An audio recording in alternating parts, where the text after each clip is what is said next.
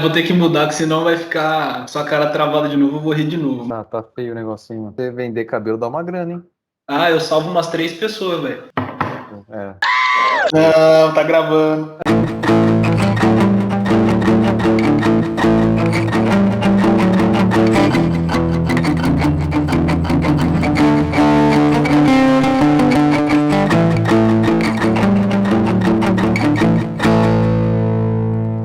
Salve seus Ney Paraíba com moicano invertido, beleza? Estamos aqui no segundo episódio do nosso FodaCast Os Amendoins. Eu e o Alemão. Salve, Alemão! Salve, Lulu! Sempre que Lulu, que rapaz! Respeita a minha história, aqui é ferroviária, classificada. Já estamos mais soltos aí no segundo episódio, então a gente já pode começar com os apelidos aí. E você Galera, hoje com as entradas aí. Galera, hoje nós temos bastante tema legal para tratar. Vamos falar da famosa, saudosa, maravilhosa, cheirosa Champions League. Não, desculpa, mano, eu errei. A saudosa, maravilhosa, cheirosa e fabulosa Lampions League. Tem que começar pela competição mais importante, né? Depois a gente vai descendo para as menos. É claro, afinal já é o Cruel muito maior do que o Werner. Com certeza. Ah, mas isso aí tem vários atacantes aí que... A gente vai entrar mais em detalhes, mas tem uma lista de indicações aí pro Chelsea levar para substituir o Timo Werner. Então, até o Ney Paraíba mesmo. Também dá para usar. Vamos falar também de Champions League. O alemão conseguiu zicar tudo que eu queria e foi o que ele decidiu. Ele conseguiu zicar o Real, zicamos o PSG. Quando usa hashtag Neyday não dá certo, então não adianta. O Neyday não funcionou de novo. Já são 11 jogos e nenhum gol. Eu tinha falado, se eu não me engano, no outro vídeo que eram 6 jogos. Não, são 11 jogos e nenhum gol. Desde que começou o hashtag Neyday. Então, vamos parar que tá zicando o Neymar aí, que tá feio. Enquanto não parar, não vai voltar. Hashtag fora Neyday. Fora Neyday. Vamos falar também da Europa League. Foram definidos os finalistas essa semana. O Arsenal passou mais um vexame. E vexame entre aspas, né, Alemão? A gente estava falando bem do Villarreal, mas a gente vai tratar melhor disso no vídeo. E também a gente vai falar do que, Alemão? E tem o nosso rei do Pitaco, né? Mas antes, Libertadores também. Estamos bem, né, no script aí. O roteiro tá alinhado, estão vendo que tá tudo com preparo. É isso aí. Flamengo deitando, Palmeiras deitando, o Inter acabou com o Olímpia, que já foi campeão da Libertadores em cima do São Caetano. O Atlético acabou com o Cerro Porteño. O Palmeiras não acabou com a defesa, mas conseguiu jogar bem. O Flamengo também jogou muito bem. A gente vai falar de todos os times brasileiros da Libertadores. Passar um pouco por cima, né? Mas a gente vai falar de todos eles. E como o Alemão adiantou, o que é que vem aí no final, Alemão? Agora sim, rei do Pitaco, nosso fantasy preferido aí, até começar o Cartola. Ou não sei. Esse aí tem fidelidade, pode confiar. Então. É que assim, a gente não sabe quem vai patrocinar primeiro, né? Então, assim. É verdade. Estamos abertos aí aos dois. Hashtag disputa, hein? Cartola ou Rei do Pitaco? Quem mandar a proposta primeiro ganha. Exato. E então vamos comentar um pouquinho das ligas passadas que a gente escalou no vídeo passado e já também dar dicas aí para o vídeo que a gente está gravando agora. É isso aí. Então vamos lá, começando o vídeo. Vamos lá, pessoal, contamos com vocês. Antes de tudo, antes nos nossos bongoles, eu gostaria de pedir já, dá um like nesse vídeo, compartilha com os amigos, se inscreve no canal se ainda não é inscrito e dá essa força pra gente está começando. O nosso primeiro vídeo foi bem legal, a gente teve uma surpresa bastante positiva com o vídeo e a gente quer continuar crescendo e continuar trazendo conteúdo para vocês. Então, participa aí, galera, segue a gente, faz tudo. O Instagram nosso é @fodacast, PHODAcast, CAST. Segue a gente também, dá uma moral pra gente lá e vamos pro vídeo. Bora lá.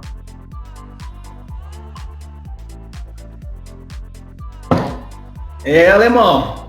Sábado agora, segundo jogo da final da Lampions League, a famosa Copa do Nordeste. Ceará ganhou o primeiro jogo do Bahia, 1-0 com o gol do Jael, o Cruel. Predestinado. Predestinado. E o que a gente pode esperar desse segundo jogo, hein? Será que o Ceará confirma a vitória? O Bahia consegue ter poder de reação ainda? Cara, tecnicamente eu acho o Ceará melhor, assim, peça por peça. Acho que é um time que já fez um brasileiro ano passado melhor. Acho que esse ano trouxe algumas peças interessantes, tá com uma defesa muito ajeitadinha ali. Trouxe o Gabriel Dias, que é um lateral que eu gosto bastante. Ali O Messias também. Messias também. Então eu acho que é o principal time do Nordeste hoje. E conseguiu a vantagem ali, tudo bem que num gol espírita ali do Jael, né? Uma falta, tipo. Bateu nas costas do Barreira ali. Exato. Então, acho que o resultado, a vantagem foi construída meio que na sorte, mas eu acho que o Ceará é mais time e acho que vai confirmar na volta. O Bahia, ele vai ter que correr bastante, né? Porque o Ceará, que nem você falou, se reforçou muito bem, não só na defesa, mas trouxe o Ione Gonzalez, que ainda jogou pouco, trouxe o Speed Mendonça, que era do Corinthians, que teve destaque na França e também tá jogando bem, sem contar o Vina, né? Que talvez hoje é um dos melhores meias do Brasil, desde a verdade da temporada passada. E o Bahia vai ter que correr muito para reverter esse resultado, porque o Ceará, ele tem mais time no 1-1, na comparação 1-1, e o Ceará quer o título, né? Confirmar o bicampeonato, né? Confirmar o bicampeonato.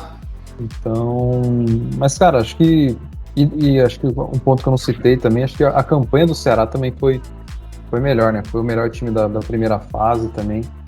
E nos jogos da Sul-Americana tá mandando bem também. Acho que, se não me engano, tá com 2 vitórias já na Sul-Americana. Então, e é um time que eu tô bem interessante pra ver no brasileiro também, cara. Ver se vai dar uma liga boa, né? Sim. E tem um outro ponto também que o Nino Paraíba, que foi eleito o melhor jogador, inclusive, do primeiro jogo, tá suspenso e não vai jogar a segunda final. Então tá num contexto muito favorável aí pro Ceará confirmar o bicampeonato da Champions League. Vamos ver se o Gilberto consegue resolver, né? O Bahia também acho que é o segundo, ou talvez terceiro time em termos de qualidade do futebol nordestino. Eu gosto bastante do time do Fortaleza também. Também estou bem animado para ver eles no brasileiro. Mas com certeza tem Rodriguinho também, que é um cara que, se tiver afim, também é um cara que tem capacidade de decisão. Então tem um time que dá para conseguir reverter, mas acho que o cenário hoje é muito mais favorável para o Ceará. Bem mais favorável, mesmo que tenha sido uma vitória magra, né? Não foi nada muito, não foi uma derrota cachapante, né? Não acabou com a moral do Bahia, mas é o que a gente está falando, vai ter que correr atrás e vai ter que ser superior. Os jogadores do Bahia vão ter que ter um destaque maior do que individualmente do que os jogadores do Ceará. E talvez o jeito do Bahia ganhar possa ser o jogo coletivo, não apenas trabalhar a individualidade, porque também não vai adiantar jogar bola no Gilberto só e achar que ele vai resolver. Não adianta. Precisa ter o coletivo atuando junto, né? Para conseguir ter mais chance de ganhar do que se ficar só alçando bola na área. Sim, mas e assim, tudo que a gente está falando aqui, o Bahia pode usar como motivação também para se superar na final, porque quando você começa a juntar todas essas coisas contrárias, se você tiver um treinador bom ali de vestiário, você consegue reverter a situação. A gente viu isso em 2015, né? Palmeiras e Santos, a final da Copa do Brasil, que eu não sei se é verdade, mas até o Santos mandou fazer camisa de campeão da Copa do Brasil, mandou fazer faixa, já tinha pôster sendo vendido. E o Palmeiras, a gente sabe, foi campeão, né? E talvez aquilo tenha motivado muitos jogadores, ver que o Santos já era campeão. Tanto que o Robinho, que hoje está no Curitiba de volta, se eu não me engano, ele falou, né? Agora vocês vão ter que reeditar todas as manchetes que vocês já prepararam. Quer dizer, estava dando todo mundo o Santos como campeão e o Palmeiras ganhou. Então pode acontecer a mesma coisa na Copa do Nordeste. O Bahia surpreender, às vezes até enfiar uma goleada no Ceará, que vai ser, pela qualidade do elenco do Ceará, vai ser meio inesperado, né? Mas pode acontecer. Não, acho goleada não, mas acho que independentemente do... É futebol, alemão, tudo pode acontecer. Não, goleada que é um jogo muito parelho, cara, e é final, então... Mas que o Bahia consegue, dá para reverter, dá, mas prognóstico mais razoável é o Ceará confirmar aí o bicampeonato. Mas vamos acho que, ver. assim, e só resumindo, acho que no geral, essa Copa do Nordeste teve um nível muito bom de qualidade, assim, tá? Me surpreendi com alguns times, e esses três que, tanto os dois finalistas quanto o Fortaleza, eu acho que vão fazer bonito aí no brasileiro, tá? O Sport também, que, se não me engano, não foi muito bem na Copa do Nordeste, mas consegue sempre fazer, não digo campanhas maravilhosas, mas algumas vezes consegue dar uma incomodada nos grandes, né? Nos grandes que eu digo, no eixo aqui de São Paulo, Rio de Janeiro, Minas. Então, e no contexto de pandemia ainda, vamos ter que colocar o gritinho dos árabes de novo. Mas enfim, acho que num contexto dessa temporada, que vai ter um calendário muito apertado, os jogos que eles vão fazer em casa, que vão implicar em viagens para os times daqui do eixo principal, vão ter um componente de desgaste físico ainda maior. Então, acho que isso ainda pode ajudar eles mais a fazer esses times a terem boas temporadas.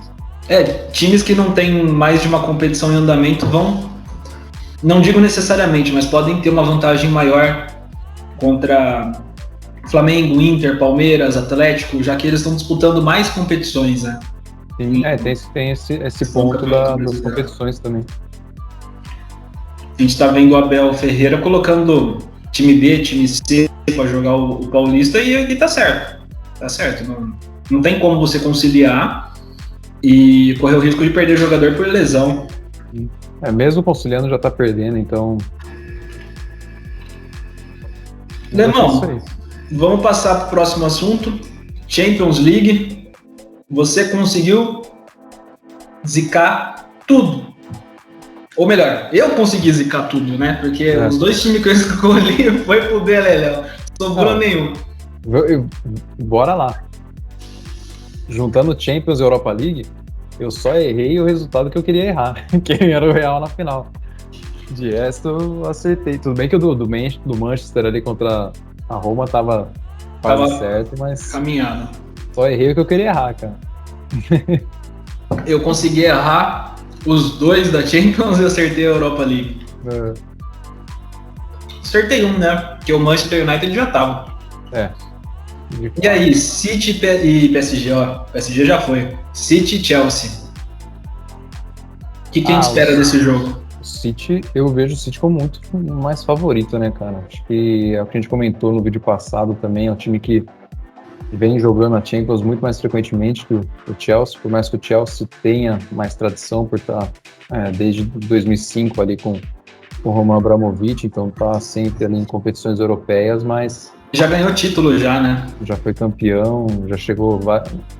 essa é a terceira final, então é um time com um pouco mais de bagagem, mas acho que em termos assim de... essa bagagem, acho que isso não vai influenciar muito a favor do Chelsea, mas eu acho que o elenco do City já vem jogando junto há muito tempo. Tem o Guardiola que deve estar maluco para ganhar uma Champions de novo, então... E vai ser a despedida do Agüero. Tem essa questão também da despedida do Agüero, então eu vejo o City como bem favorito para essa final, cara.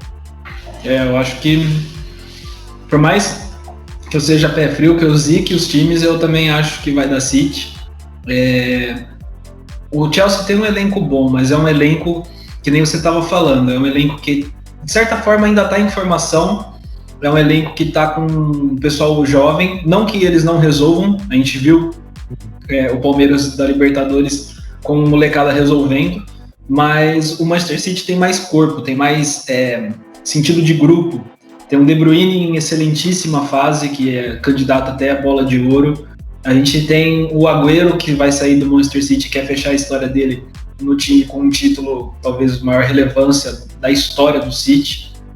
A gente tem jogadores muito bons, que eu não sei se o Chelsea vai conseguir segurar.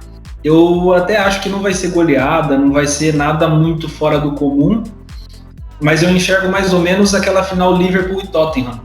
O Tottenham meio azarão na final, e o Liverpool batendo em cima o jogo inteiro, fazendo os gols, depois administrando e sendo campeão.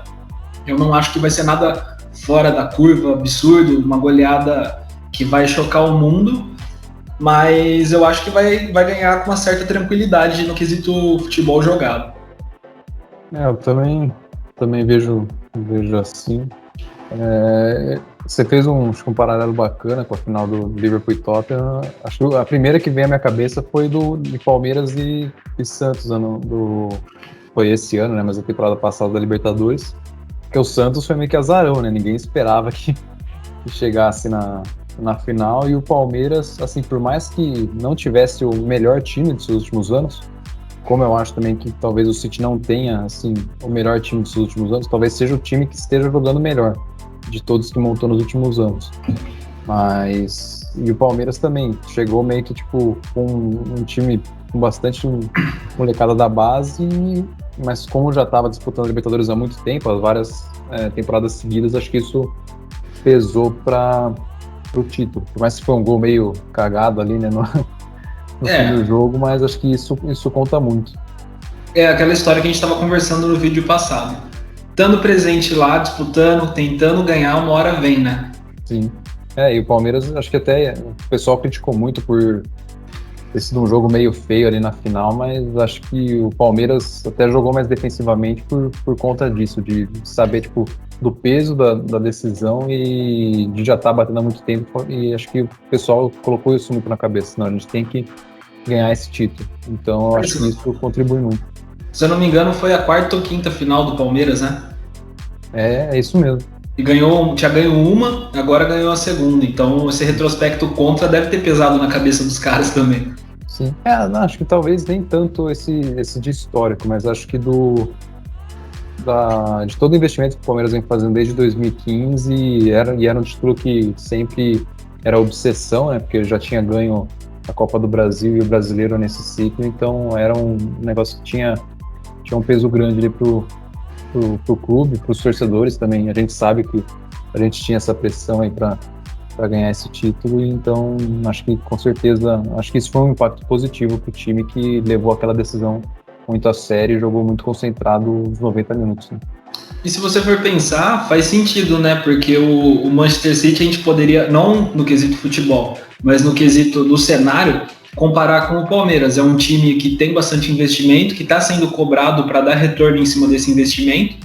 Está sendo campeão inglês, agora tudo bem, mas falta aquela cereja em cima do bolo, que no caso do City é a Champions e do Palmeiras foi a Libertadores. Sim. Então, o Chelsea está apostando muito na molecada, mais ou menos, não o que o Palmeiras fez esse ano, mas o que o Santos costuma fazer muito, São Paulo costuma fazer muito, né? Eu tenho quase certeza que assim, o planejamento do Chelsea para essa temporada não era chegar em final de Champions. Acho que com certeza era tipo, ter um time competitivo, chegar, sei lá, numas quartas, talvez uma semi, mas tenho certeza que nem o mais otimista torcedor do Chelsea imaginava um Chelsea chegando na... Talvez o mais otimista sim, mas assim, eu não imaginava. E sabe o que é esquisito, Alemão? Não sei se você tá percebendo isso também, mas desde a última final, eu não sei, parece meio distante a Champions, porque desde que quando parou o público, eu não sei se isso tem afetado num ponto, a gente fica às vezes preocupado com o cenário que a gente tá vivendo e não é que deixa de lado, mas de certa forma perde um pouco a importância de, nossa, hoje tem um jogo e tal, vou assistir, mas na final passada, mesmo tendo sido um jogo bom, e essa final eu acredito que também vai ser um jogo bom, não dá a mesma empolgação do que, por exemplo, quando o Liverpool jogou contra o Tottenham, que a gente falou, nos anos anteriores a essa conquista do Liverpool também. Você acha que esse quesito da torcida lá na Europa pesa muito? Até no gosto que a gente tem por assistir o futebol? Cara, você colocou numa visão que eu não tinha pensado, mas eu acho que isso impacta assim. Eu tinha essa sensação também, que, sei lá, a Champions desse ano não tinha tanta graça, mas eu imaginava que era mais por conta do histórico dos times, né? Porque, querendo ou não, tipo, dos 4 semifinalistas, 3 são meio que, tipo, clubes ricos que se tornaram grandes agora, né? Não dá pra discutir se o City já tinha uma história, né? Anterior, acho que tinha 1 ou 2 títulos ingleses. O PSG sempre foi um dos principais times ali da França desde que foi fundado, mas sim, se tornaram grandes europeus depois de serem comprados pelos sheiks ou pelo russo, no caso do Chelsea.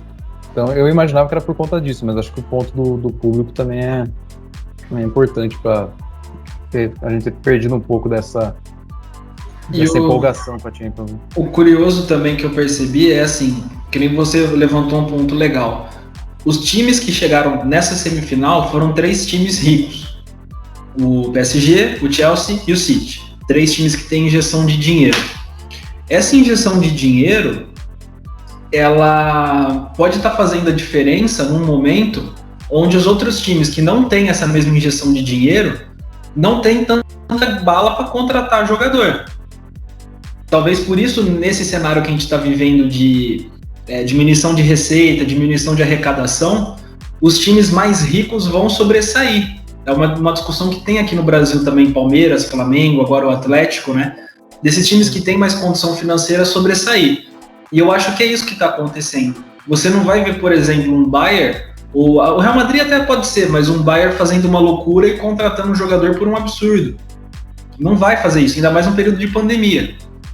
Se não tivesse em pandemia, poderia até ser, mas num período de pandemia você não vai ver eles fazerem uma contratação um valor absurdo que vai comprometer o caixa deles, para correr um risco não necessariamente de uma falência, mas uma dificuldade nas contas, que é o que acontece com vários times, não só aqui no Brasil, mas também lá no exterior.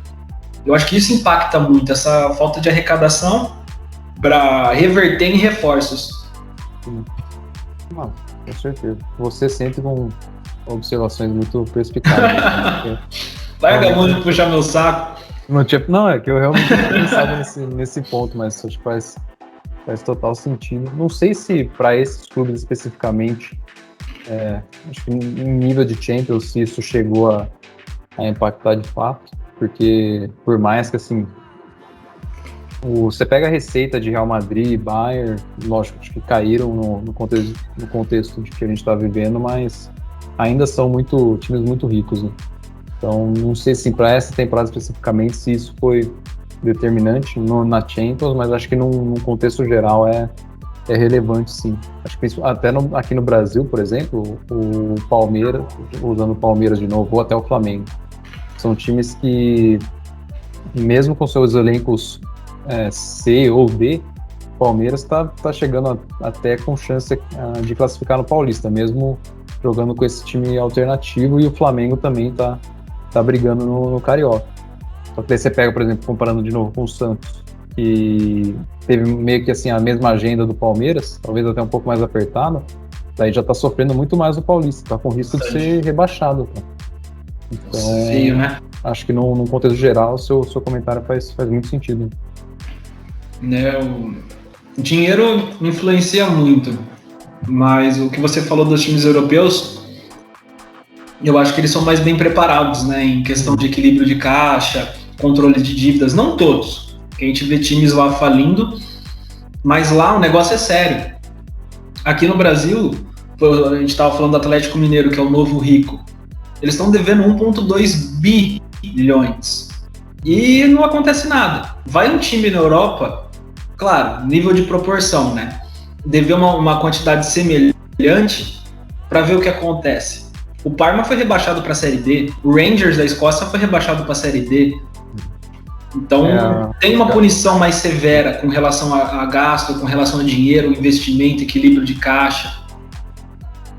Sim, com certeza. Lá tem uma responsabilidade fiscal maior com os clubes, e tem muito, e assim, os clubes de empresa lá também são muito mais difundidos do que aqui, né? Então o time nem pode dar muito prejuízo, porque senão é que nem uma empresa dá prejuízo, não é interessante para os donos, para os acionistas, e eles vão reverter isso de uma maneira rápida. Agora aqui no Brasil não, você não tem incentivo para o cara, não tem muito incentivo para os times não terem essas dívidas astronômicas. Então tem isso também, essa questão de regras, de legislação e de como que também... lá fora os times têm capital aberto na bolsa, né? Também. Eita, caiu meu salgadinho, bicho.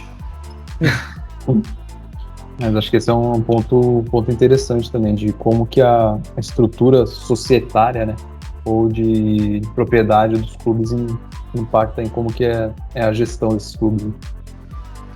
Ô, Lemão, se um clube brasileiro abrisse capital na bolsa, você comprava ação ou não? Depende de qual, né? Não, sem clubismo, mas, por exemplo, um Flamengo, um Atlético, um Palmeiras. De Flamengo e Palmeiras, talvez. Mas acho que os clubes que a gente citou ali no Nordeste, talvez seriam os que eu mais gostasse ali, cara.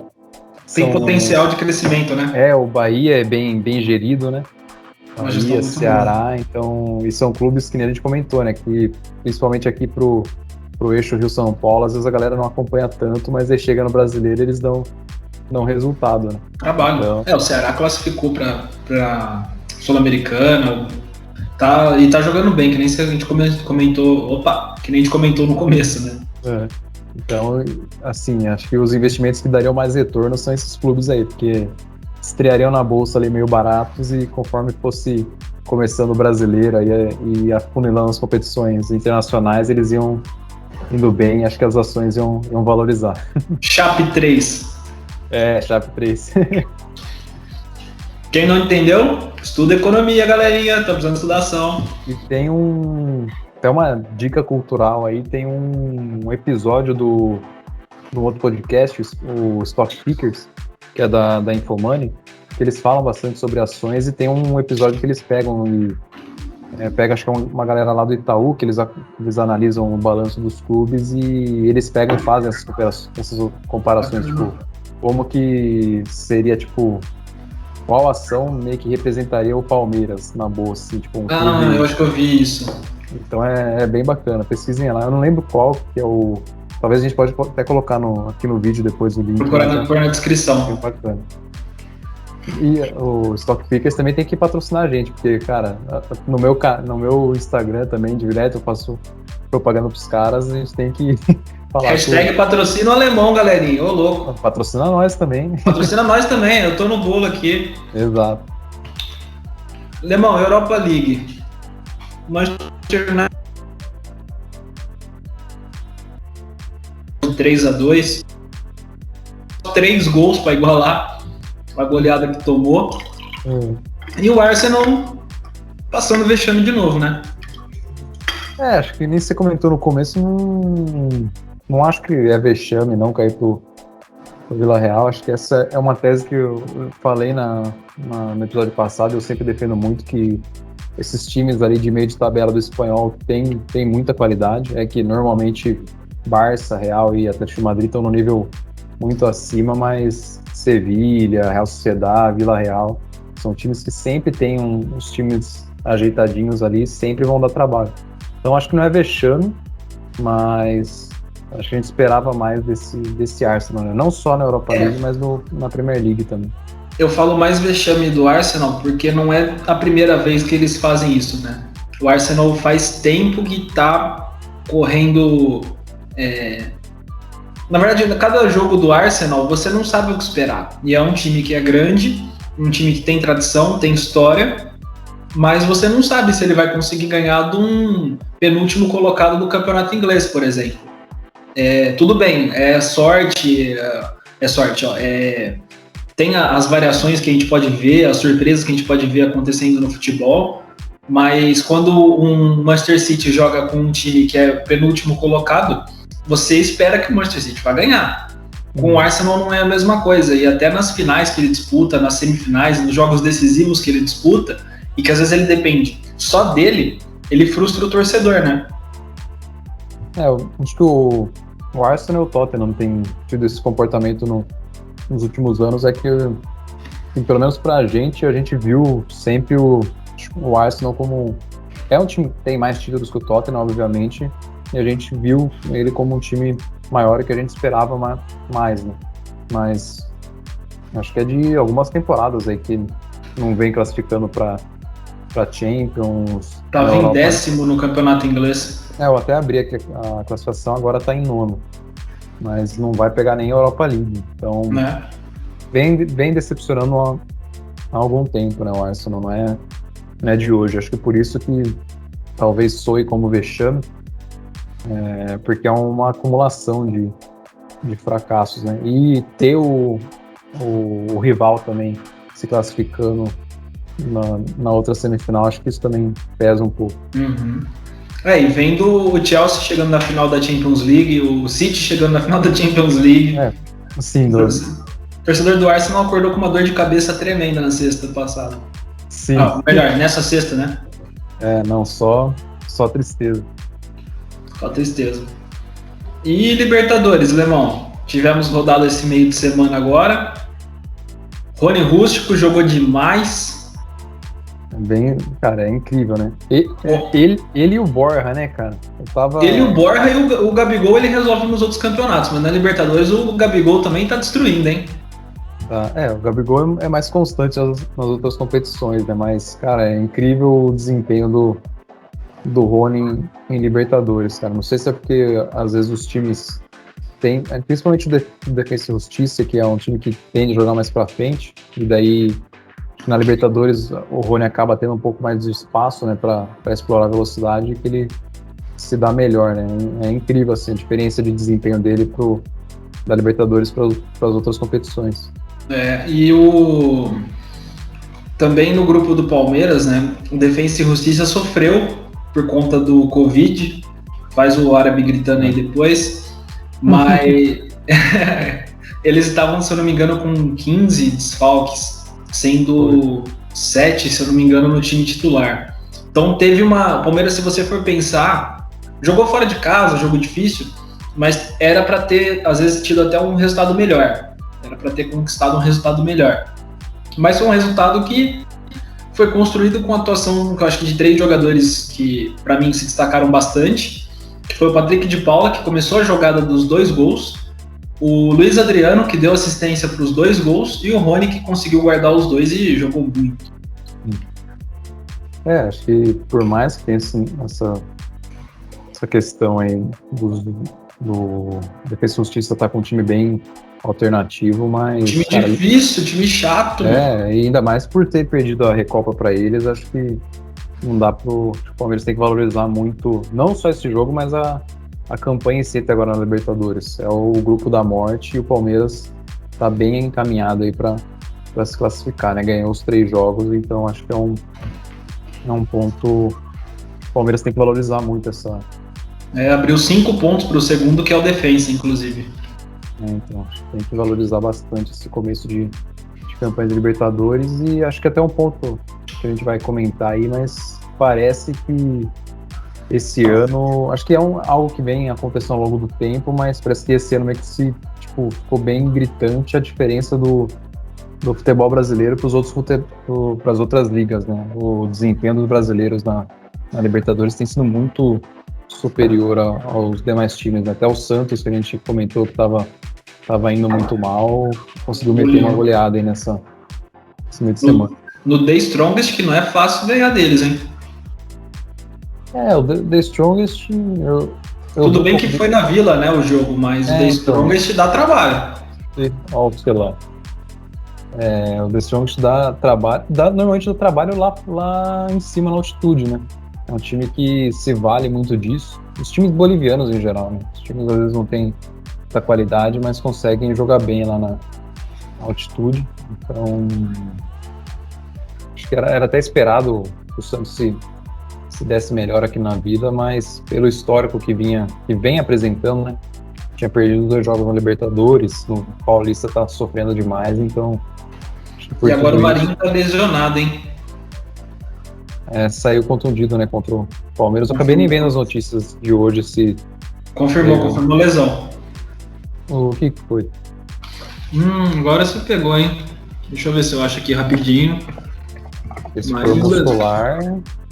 Ele tava com a mão na coxa. Marinho tem lesão na coxa, dúvida no Santos contra o São Bento. E sem o Soteldo, difícil, hein? Acho que a minha zica também pegou no Santos aí, cara. Zicado. O zicador. É um bordão aí pra gente fazer, hein? Aleph o zicador. Aleph o zicador. Alemão, e no grupo do Inter, o Inter sentando o sarrafo em todo mundo, só perdeu pro Always Ready, mas ganhou do Deportivo Táchira, foi um 4-0 no Beira-Rio, E enfiou um 6-1 no Olímpia. Cara, o Inter é um time que eu gosto muito, cara. Acho que tem umas peças interessantes ali. E acho que vai passar fácil também nesse grupo aí. Acho que é um pouco que representa o que a gente falou de os times brasileiros estarem muito acima do nível sul-americano. É um time, o Inter, acho que pelo menos a visão da imprensa aqui é que não tá assim no nível de Palmeiras e Flamengo, ou até do São Paulo, mas você vê, tipo, tá, e do Atlético Mineiro também, né, que acho que são os 4 principais times aí desse ano no Brasil, mas tá tendo muita facilidade aí na Libertadores e só perdeu, tudo bem que é pro Always Ready, mas por conta da altitude também. E o Always Ready, inclusive, tá em segundo no grupo. Ganhou nessa rodada também, né? Ganhou lá. Mas o jogo dos bolivianos é isso, cara. Você tem que garantir seus 9, 7 pontos lá em cima. E daí, o que sobrar aqui nos jogos fora... É lucro. Ajuda, exato. Porque daí... Não é? O ideal normalmente são uns 9, 10 pontos, né? Pra se classificar. Dependendo do grupo, um pouco mais, um pouco menos. Mas... O próximo jogo deles é contra o Olímpia, lá na altitude também. Tem chance de ganhar. Pelo que a gente viu aqui, quanto o Olímpia sofreu contra o Inter, acho que é possível sim. O Santos classifica nesse grupo difícil com o Barcelona de Guayaquil e Boca? É que ele joga... Acho que o que vai definir muito é... O jogo com o Boca aqui, né, vai ser importante, mas acho que a briga não é com o Boca, né? A briga é com o Barcelona. É nada, o Barcelona tá em primeiro com 9 e o Boca tá em segundo com 6. Mas o Boca fez quantos jogos? Todos, fez 3. Sim, mas jogou acho que só contra o Santos na La Bombonera. Deixa eu ver aqui. Jogou contra o Barcelona fora, jogou contra o Santos na Bombonera. Tá certo, jogou contra o Strongest na altitude que ganhou. Então, daí acho que fazendo os 2 jogos aí no retorno na La Bombonera, acho que passa. Tem chance. Mas enfim, tá bem complicado pro Santos, cara. Acho que hoje, se tivesse que colocar dinheiro, colocaria em Boca e Barcelona passando. E bem que você falou no vídeo passado, né, Alemão, que o Santos talvez brigasse para não cair nesse Campeonato Brasileiro desse ano, né? Eu chutei no Brasileiro e já acertei no Paulista, né? Acertou no Paulista, brigando para não cair. Tem 4 Santos ali brigando para não cair. A Igreja Católica tá em luto com esse Paulista aí, cara. Santo André, São Bento, é o São Caetano que já foi, e todos os Santos. Só o São Paulo que salvou aí, né? O São Paulo que salvou e São Paulo também. São Paulo tá muito bem. Acho que a ressalva que eu fiz no vídeo passado também, eu sempre faço com relação ao São Paulo, que a gente tem que ver no vamos ver, né? Porque esse time já teve alguns anos aí que fez campanhas boas em Brasileiro, em Paulista, mas chegou na hora do vamos ver e o jejum pesou, né? São Paulo não corresponde não tem correspondido quando o jogo é difícil, né? Eu acho que um diferencial desse ano é o Miranda, cara. Acho que é um cara que chegou jogando muito bem e tem uma liderança, pelo que eu tenho visto, forte no grupo ali, né? Então, assumiu uma responsabilidade grande, né? Então, você trouxe algumas peças interessantes, né, que a gente comentou, o Benítez, o Éder, mas eu acho que essa liderança do Miranda pode ser a chave. É um ótimo zagueiro e um líder mesmo dentro do vestiário. Desde a primeira passagem de São Paulo, todos os treinadores que a gente vê em entrevista falando dele comentam que o Miranda é um líder dentro do vestiário e é um líder do elenco. Sim. Então, o que você falou faz total sentido e com certeza é o que acontece. Sim. Porque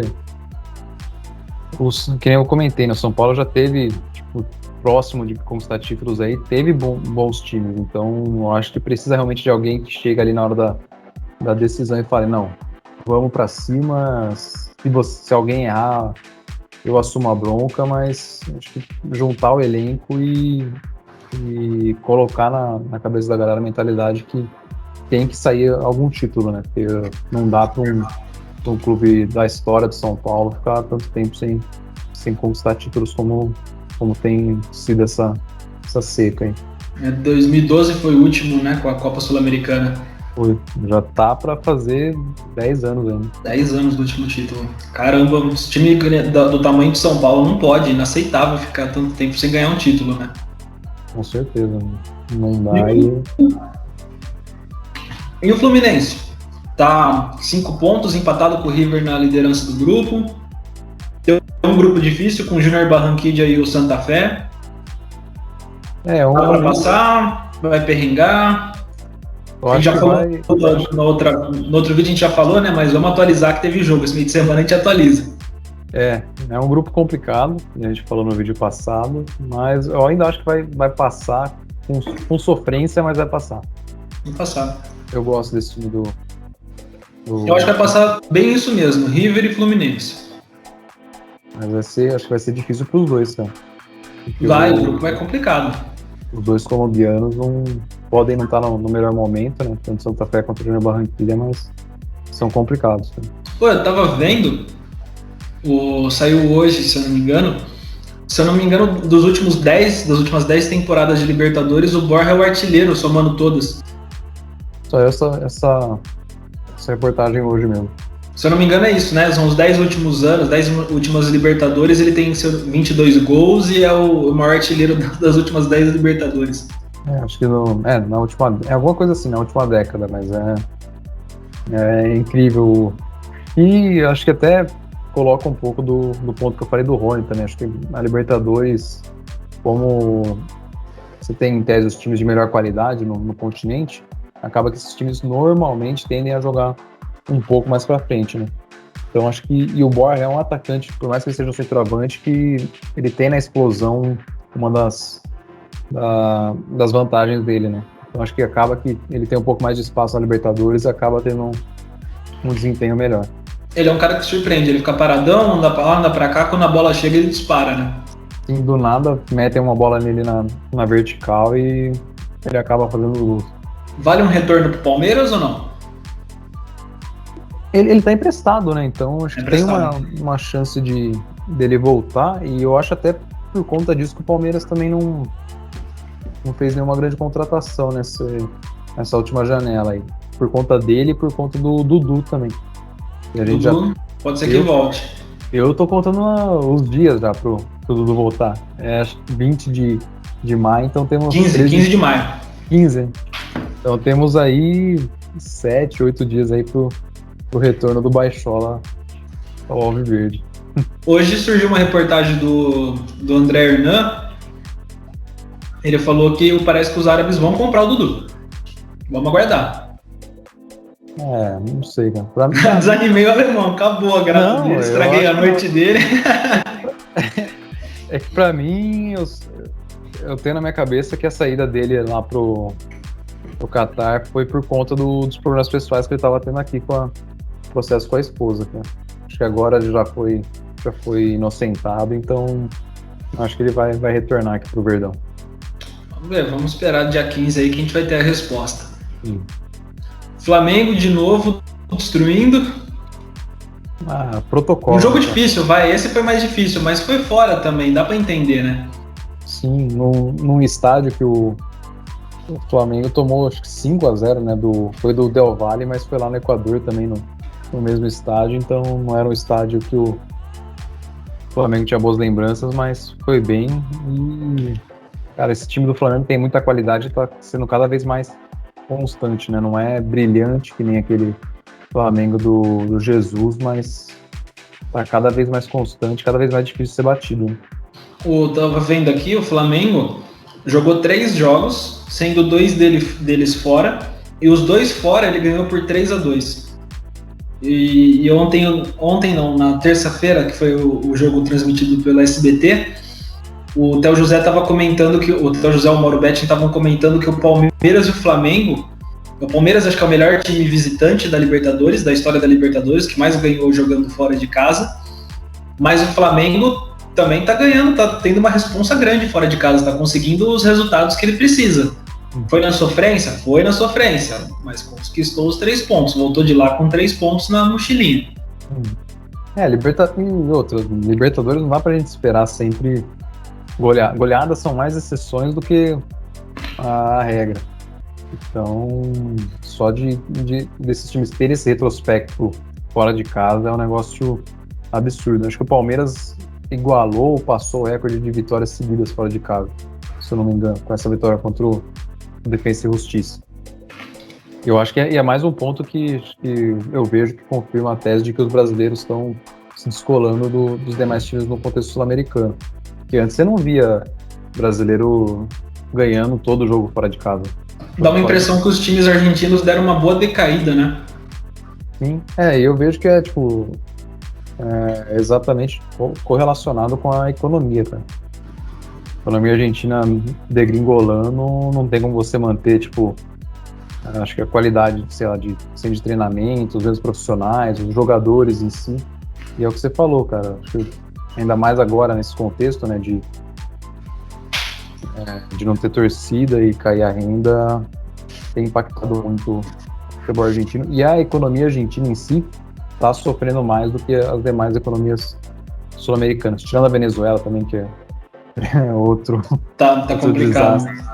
Mas eu acho que, se eu não me engano, a queda, somando os 2 anos do PIB argentino, vai ser mais do que 10%. Sendo que, nesse ano, as economias já estão se recuperando, né? Os Estados Unidos está para crescer 5% ou 6%, o Brasil vai crescer 3% ou 4%. Então, acho que a diferença na economia está cada vez mais explicando a diferença no futebol. E o Atlético, falando em economia, eles estão gastando, não estão economizando nada. Contrataram o Hulk, contrataram o Nacho Fernandes, o Vargas, e, por enquanto, são líder do grupo. Ganharam de 4-0 do Cerro Porteño, que é um time cascudo, é um time chato, é um time que está em segundo no grupo. O que esperar desse Atlético Mineiro, não só para a Libertadores, mas para o Campeonato Brasileiro, o alemão? Cara, acho que dá para esperar. Na Libertadores, dá para...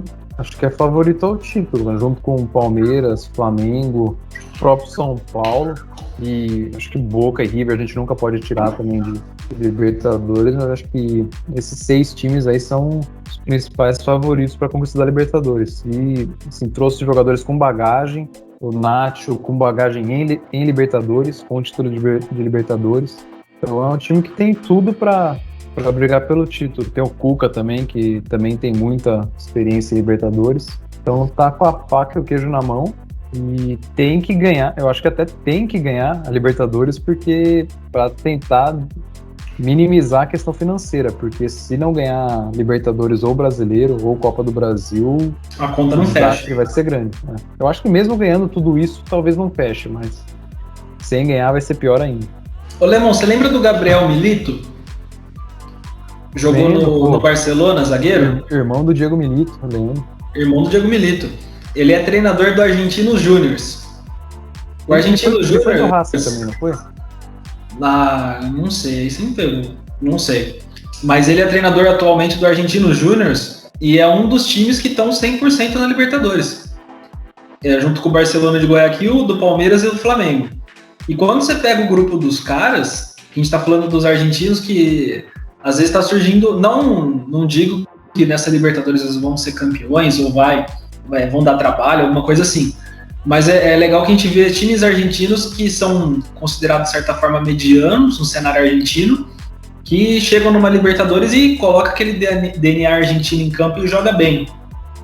O Argentinos Júniors está num grupo com o Atlético Nacional, Universidade Católica e o Nacional do Uruguai. São 3 times bem cascudos, e eu assisti até o jogo do Universidade Católica e do Nacional. A Universidade Católica está bem ajeitadinho, está com um time bem encaixado, mesmo estando em terceiro no grupo. Jogou, não sei se foi uma exceção, né? Mas jogou muito bem contra o Nacional do D'Alessandro, inclusive. E tá com um grupinho difícil e tá correspondendo.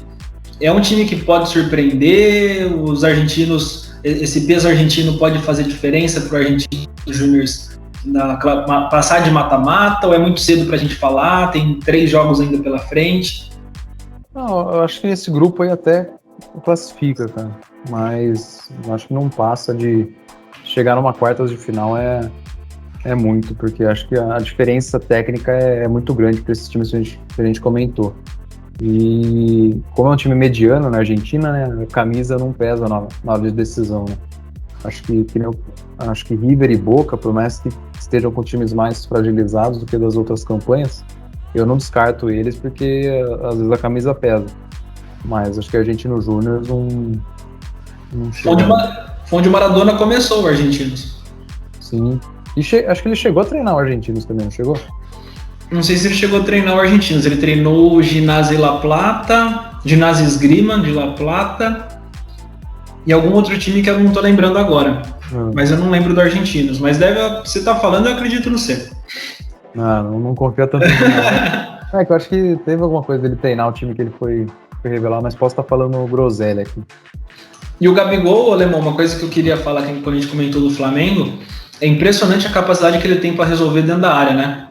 É um cara que eles colocam bola enfiada para ele faz o jogo de corpo e tira do goleiro.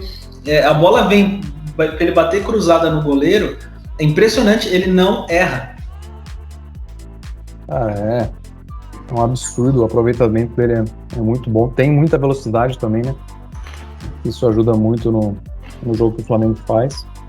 E até acho que comentei na introdução do vídeo de sugestões aí para substituir Timo Werner, jogadores que eu acho melhor que o Timo Werner, e Gabigol acho que é um cara. Mesmo não tendo dado certo lá? Acho que sim, acho que agora ele deve estar mais, como posso dizer, com mais rodagem, mais maduro, com mais experiência, então acho que caindo num time do Chelsea, como tá se ajeitando, eu acho que faria muitos gols, cara. Ainda mais a gente vê o tanto de gol que o Chelsea perdeu contra o Real Madrid, era pra ser um jogo tranquilo, cara, não era pra sofrer até o final. O Havertz perdeu o gol cara a cara, o próprio Kanté, o próprio Timo Werner também. Então, dava pra ter sido mais tranquilo. Eu acho que um atacante com poder de finalização que o Gabigol tem no Chelsea ia dar trabalho, né? Ia receber a bola na área, ele resolve, né? E a bola em velocidade, né, pro centroavante, que é o que ele gosta. O que mais, Lemão? Acho que falamos de todos, né? Falamos de Atlético, falamos de A Libertadores foram todos. Vamos pro Rei do Pitaco ou você quer falar mais algum tema antes? Acho que podemos ir lá pro Rei do Pitaco primeiro comentar A gente tem que falar como eu tô ansioso pra falar como é que foi essa rodada passada aí. Você foi bem, né? Eu... Mais ou menos. Quer começar aí ou eu começo? Faça as honras. Deixa eu só abrir aqui o... Ei, lá é. Por isso que eu falei. Então eu começo, vai. Se tiver fácil aí já... Já tô aberto aqui já. Opa, o aplicativo. Quem segue o nosso Instagram, de novo, galerinha, quem não segue, @fodacast, PHODAcast, CAST.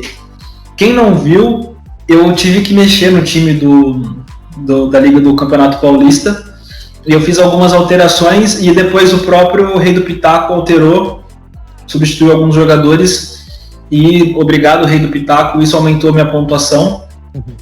Até um ponto que é legal da gente citar dos Fantasy Games o Cartola viu eu acho que deve de certa forma estar sentindo mais gente jogando o Rei do Pitaco, jogou até algum outro concorrente que às vezes a gente não conhece, por conta dessa questão do banco de reservas, tanto que eles colocaram nessa temporada, e não é uma coisa que é de hoje que está sendo pedida. É uma coisa há muito tempo que o pessoal reclama. Eu mesmo já perdi várias pontuações no Cartola, porque meu titular não jogou e se eu tivesse colocado reserva, ele ia entrar e ia talvez fazer 10 pontos, 7 pontos. E era uma aberração do Cartola, né? Porque os fantasies, tanto o Rei do Pitaco como fantasies de outras ligas, de outros países, sempre, acho que quase todas que eu já joguei, sempre tinha banco de reservas por conta disso. Para você evitar que algum jogador que às vezes de última hora não jogue e você tenha uma reposição. Então, eu tenho uma crítica ainda ao banco do Cartola. De certa forma, eu entendo o lado deles. Mas é uma crítica porque, assim, quando você monta o seu time, você não consegue colocar... O jogador que você vai colocar no banco tem que ser mais barato do que o mais barato que você escalou dentre os titulares daquela posição. Então, por exemplo, vamos supor que o meu meio-campo mais barato custou 4 cartoletas. O meu meio-campo reserva ele tem que custar menos do que 4 cartoletas. Então, de certa forma, ele te limita, ele quer imitar a vida real, né? Porque você vai colocar os melhores de titular, os melhor fases, os mais bem preparados, mas ele te limita no reserva. Então, mesmo que você tenha a cartoleta para colocar, você não consegue porque eles fazem essa limitação. É uma coisa que eu até acho que é desafiador, o que é interessante, mas talvez daqui a algum tempo eles vão ter que repensar isso, porque muita gente vai ficar incomodada. Mas vamos lá para o nosso rei do pitaco. O meu goleiro foi uma aposta que eu estava fazendo, que ia ser um jogo de bastante chute entre Ferroviária e Mirassol, o que não aconteceu. Foi bastante chute, mas as bolas entraram. Te avisei, isso aí eu avisei, né? Você avisou. O Alex Muralha foi meu goleiro, ele fez menos 6 pontos. Aí eu coloquei o Arboleda de zagueiro, foi uma das alterações que eu fiz do time que eu estava fechado. Eu coloquei eu havia colocado o Bruno Alves, que ele foi substituído pelo Vitor Ramos, do Botafogo de Ribeirão. Ele fez 9 pontos e meio. Eu tinha colocado o Reinaldo também, foi a outra alteração que eu fiz, na lateral, e colocado o Esteves na reserva. O Esteves, ele foi o substituto e fez 6.2. Aí eu coloquei o Arthur Henrique, da Ferroviária, na lateral também, ele fez 5.10. E aí eu começo a ter um pouco, melhorar o desempenho do meu time. Porque eu coloquei o Danielzinho, do Novo Horizontino, ele fez 9.9. Coloquei o Andrigo, do Guarani, que fez gol, ele fez 11.1. E aí teve o Rondinelli, que eu achei que ele poderia surpreender, poderia ter dar uma cadência no meio de campo da Inter de Limeira interessante, com alguma assistência ou algum gol. Só que ele fez menos 3, não foi interessante, não foi uma aposta muito boa que eu fiz. Eu sofri muito também com a Inter de Limeira, porque eu escalei o Rondinelli, escalei mais os 2, 3 nomes, porque ia pegar o São Caetano, né, que eu já tá rebaixado. E a Inter também tá fazendo uma boa campanha, tem o Thiago Carpini, que é aqui de Valinhos. Pra quem, eu não sei se a gente comentou, mas eu sou de Vinhedo, então... Vinhedo Valinhos, né? Então, conheço ele e ele já tinha feito um bom trabalho no Guarani, agora tá fazendo um bom trabalho lá. Daí por isso eu acabei instalando essas peças no meu time do Paulistão, mas acabei... Acho que a Inter ganhou de 1-0 com o gol no finalzinho, mas os jogadores em si não foram tão bem. Um jogo complicado contra o último colocado já rebaixado, né? Sim. E meu ataque teve o Gênison, do Novo Horizontino, ele fez menos 2.2, foi o pior do meu ataque. Aí eu coloquei o Fabrício, do Mirassol, eu coloquei, não sei se vocês lembram do primeiro vídeo, por conta da lei do ex, que ele é formado na base da Ferroviária, depois foi pro Santos, foi emprestado para alguns outros times também, e tá no Mirassol jogando bem, tá jogando muito bem, inclusive. E a última alteração que eu fiz foi no meu ataque. Eu coloquei o Bruno Mezenga, da Ferroviária, e ele só fez 23.5 pontos. Foi o que ajudou a dar uma subida no meu time. Eu tive uma pontuação mediana, eu fiz 62.27. Se eu tivesse conseguido substituir mais jogadores, por exemplo, o Rondinelli no Igor Meritão, que é o meu banco de reserva da Ferroviária meio campo, eu teria feito mais 10.3 pontos, e se eu tivesse substituído o Igor, que é o meu reserva goleiro do Botafogo de Ribeirão também, pelo Alex Muralha, eu teria feito mais 15.5. Eu teria feito a mais. Então aí a pontuação ia disparar bastante, ia beirar ali, se não passasse, ia beirar os 90 pontos. Então essa foi a minha escalação do Paulista, que não deu... Não, deu certo, não foi maravilhoso, mas não foi também de todo ruim. Se minha mãe fosse homem, eu tinha 2 pais, né? Então é verdade. Não adianta chorar o leite derramado. Mas não foi tão mal, não. As peças aí, não, que a galerinha que é o que eu falei, não sigam minhas dicas, mas se quiser, por conta e risco. Quem assumiu a conta e risco, escalou um ou outro e falou, Acho que o Bruno Mezenga é uma boa. Acho que o Andrigo e o Danielzinho são uma boa pro meio campo. Quem escalou esses caras, o Vitor Ramos, se deu bem, ajudei. E acho que assim, eu acho que o principal ponto que a gente pode adicionar valor aqui com relação ao resultado são esses pontos individuais que às vezes a gente conhece um pouco mais de detalhe dos jogadores do que os influenciadores aí em média no YouTube, né? Então, e acho que isso vale não só pra gente aqui, mas pra qualquer influenciador de fantasy que você for seguir. Tipo, não siga estritamente o time que eles indicam ou que a gente indica. Primeiro porque não tem muita graça, não tem o seu toque individual ali. E por conta disso também, acho que todo mundo tem alguns pontos cegos, que às vezes a gente acaba deixando de lado.